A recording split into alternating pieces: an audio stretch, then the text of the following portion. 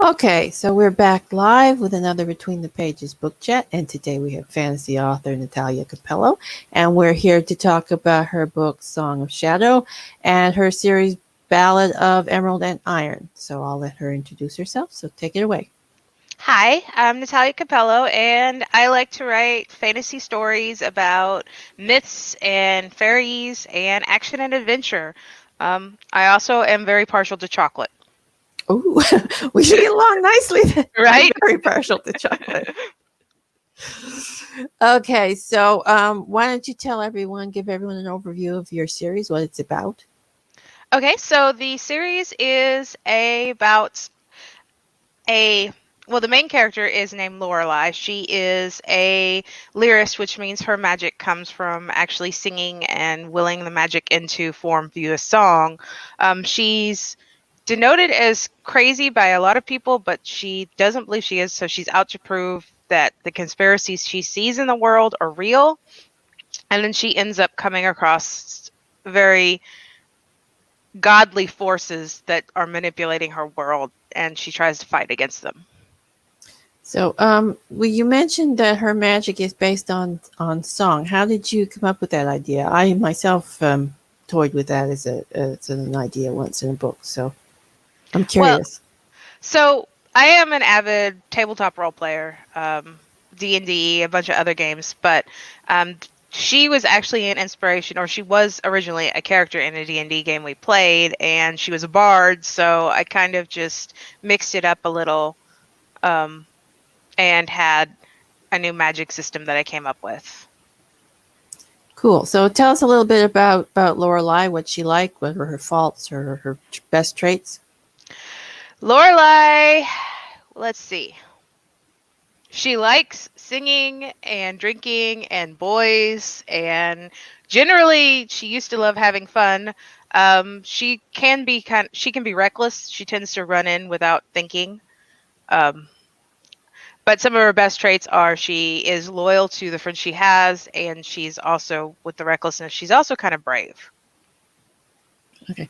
So tell us a little bit about the world you created. I read in the description that it some of your characters are fae, or is that All all the based? characters actually are Fae. It's a completely Fae world. There are no humans or anything in the world. And there are, I'm thinking, six different races. Hold on.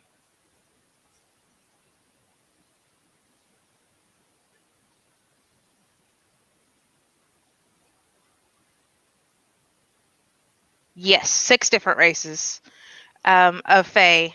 There's the She, which Lorelai is. They're the ruling class. They really have the ability to command other races of the Fae. They're the nobility. There is the Hobbs, which are more, if you think like brownies, if you've ever heard of brownies from fairy lore, they're like the more hearth magic types of Fae. There is Pixies, little winged fairies that are very powerful in magic. There are Redcaps, which are basically very strong and rambunctious and sometimes brutish characters, depending on who you come across. There's Puka. They're the shape changing Fae. They're like tricksters. And there's the Anku, which are actually like death fairies. They have a connection between the spirits of the dead and life. Well, I it think that's sounds six. yeah, it sounds like you based it a lot on traditional mythology. Have you put any of your own twists in it, or is it just based on traditional? Oh no, I like each of them has my own twist on it, as well as other than mythological elements. Like I have gods from different pantheons, but they're not like the gods that we know of. They're just they have certain representations like them, but they are also very different. For instance, I took a few of the Celtic gods and such as the Morgan and others. And though she still is connected to battle and things, she's not a triple goddess like she is in Celtic mythology. Okay, so Tell us a little bit about the antagonists of the series, or are they? Is it more of your main character coming up against obstacles? There are actually multiple antagonists in the series, but the first one that is introduced, the first major series antagonist that is introduced is Dawn. She's the mother of vampires. Basically, from her is where all vampires came from in the world. And there's different types of vampires.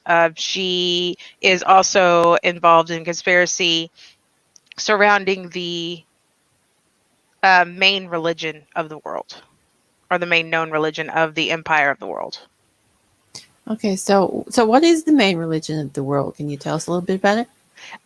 It's an elemental religion that is surrounded by, there is this one goddess figure known as the Empress, because in history of the world, there was a huge cataclysm, and a lot of the history before it was mostly lost or scattered. So majority of people don't know.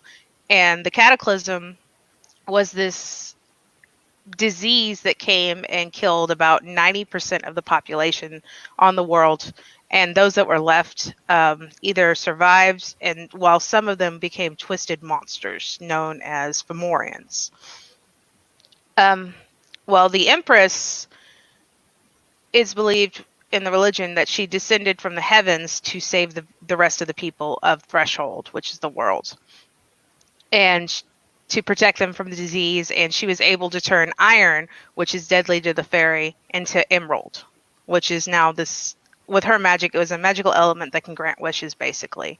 So the whole religion is based around her, except it has different sections, such as the elements of earth, air, fire, water, and then like the central part that controls all of it is considered aether, which is the magical force that lives in everybody. And they believe that the Empress provided that to everyone. Cool. So you mentioned vampires. Are there any other races or creatures in the world besides the Fae? Yes, there's actually a lot of spirits. There are some demons. There are dragons. There's all kinds of creatures in there in the world besides the fairy. Oh, well, I love dragons, so that it's always good to include dragons, in my opinion. Right. So, what was the hardest scene for you to write, or type of scene for you to write in the series? Um, Trying to think back. There were several in the third book, but I feel that was because I was on a deadline that was getting closer and closer, and so I was stressing out about the deadline. Um, but probably coming up with the ending for the last book was the hardest for me. The third book so far. I mean, there's going to be more books, but the last one I have out right now. Yeah, those difficult endings can be hard. So, what was your favorite scene to write? Favorite scene. Let's see. I think one of my favorite scenes was in the first book when the three main characters, or Lorelai and the two main side characters, which are Vandermeer, um, he's also a she, and Vana, she's also a she. Like they are in this hidden vault, and they come across these stone tablets that were once like the remains of gods, and it pretty much introduces the gods into the story, as well as introduces Dawn, the mother of vampires, because what they do there leads into her showing up. Okay, so do any of your secondary characters, are they quirky, or are they scene stealers? Sometimes, sometimes they'll steal a scene.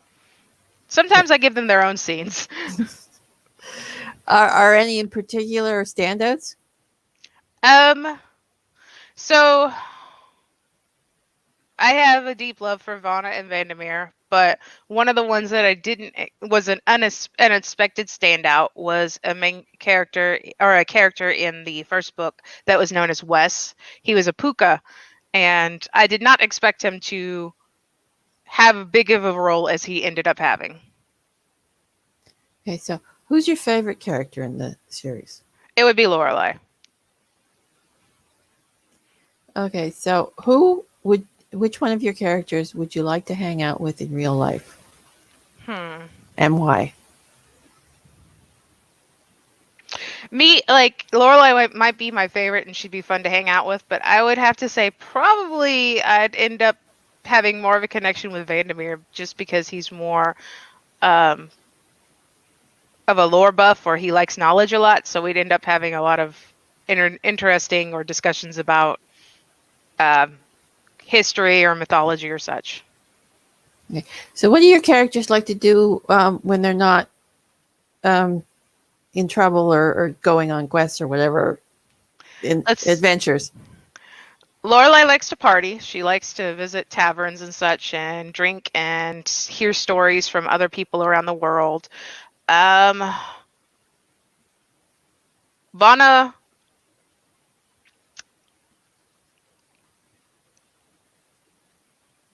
Vana is a big treasure hunter, so I feel she likes hunting treasure. She also likes solving puzzles, so she'd find puzzles to do or things like that. And Vandermeer would end up probably reading a book.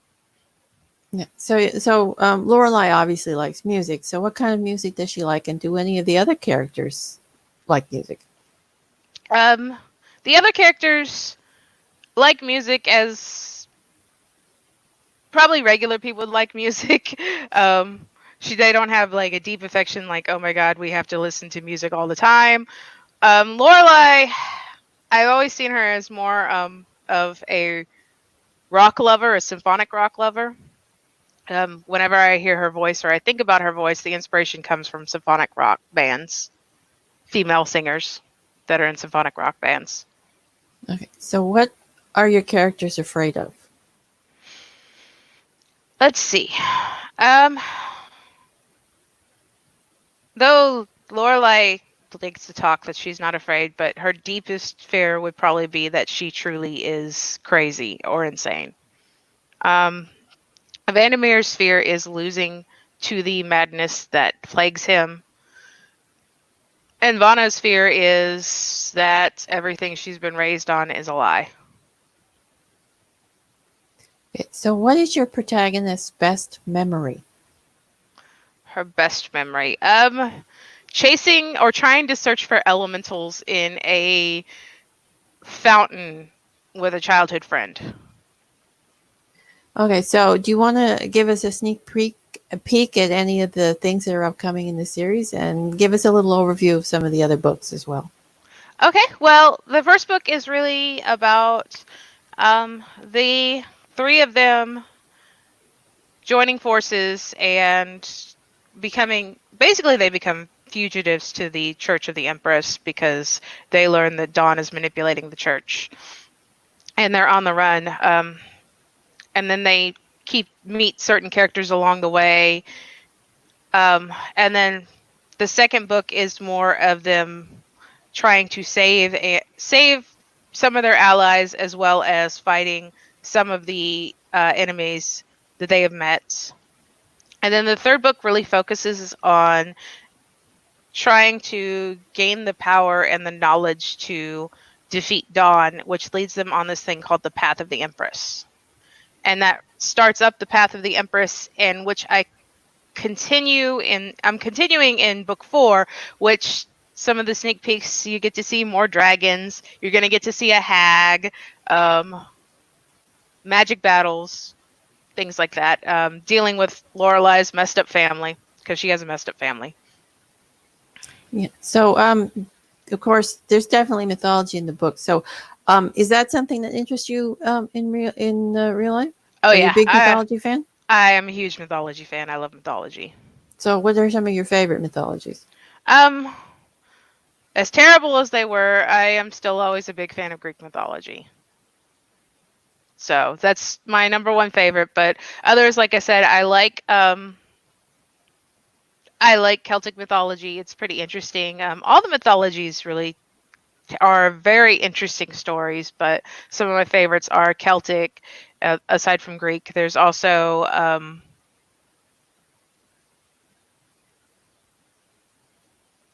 Like, I love the creation myths from Chinese mythology.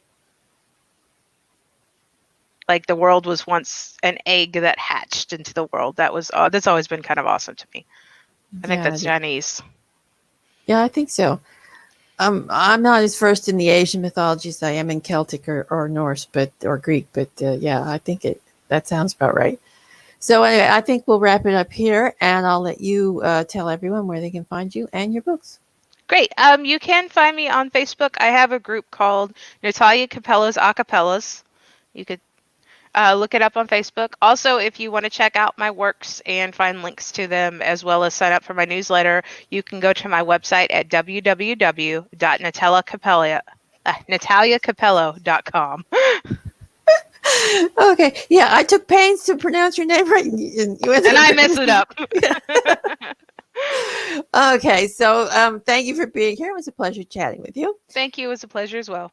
And Between the Pages book chat, we'll be back next Wednesday with fellow Atlantic Canadian author Sherry Ramsey. We haven't anyone signed up for Saturday and yet, but if we do, we'll be back Saturday. And Sunday is, of course, Father's Day, so we won't be having a show then. So bye for now.